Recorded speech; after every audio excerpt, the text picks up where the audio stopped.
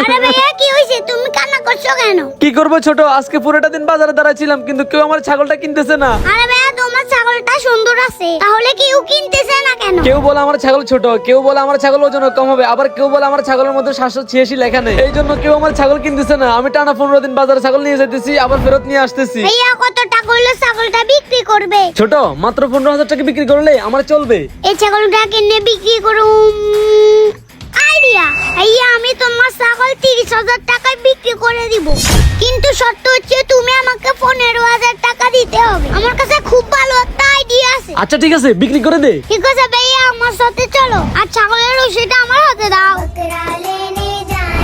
ওই আসো তোমরা সবাই, আর সবাই আসো।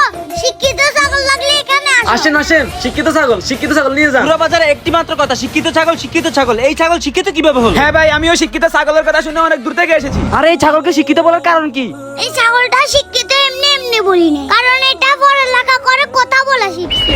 সারা জীবন শুনছি তোতা পাখি কথা বলে, এই ছাগল আবার কখন থেকে কথা বলা শুরু করলো? ভাই আমার মনে হচ্ছে এই বাচ্চা আমাদেরকে বোকা বানাচ্ছে। তাহলে কথা বলাই দেখায়, না হয় ছাগলের জায়গায় তোকেই বেঁধে রাখবো। 12 মাসের মধ্যে একটা মাসের নাম বলো। আরে এই ছাগল তো সত্যিই কথা বলে। ছোট, আরেকবার কথা বলতে বলো তো। ওরা তোকে বিশ্বাস করছে না। আর চলো, তোমার বউ ছেলে নাকি মেয়ে?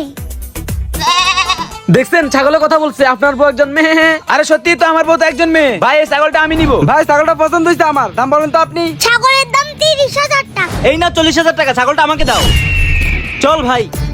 এই নাও তোমার 20,000, আমার 20,000। আসলে ছোট, তুই যদি না থাকতি তাহলে করবা না, আমি আমার ছাগলটা বিক্রি করতে পারতাম না। ভাই ওই লোক আল্লাহকে খুশি করার জন্য, লোক দেখানোর জন্য ছাগলটাকে কিনেছে। ভাই ওই যে এরকম আল্লাহকে ঠকাইছে, তেমনি আমরা ওকে বোকা বানিয়েছি। ভাই এত কথা বাদ দেন, টাকা গনেন টাকা। বন্ধুরা কমেন্টে দেখতে চাই কার গরুর দাম কত বেশি।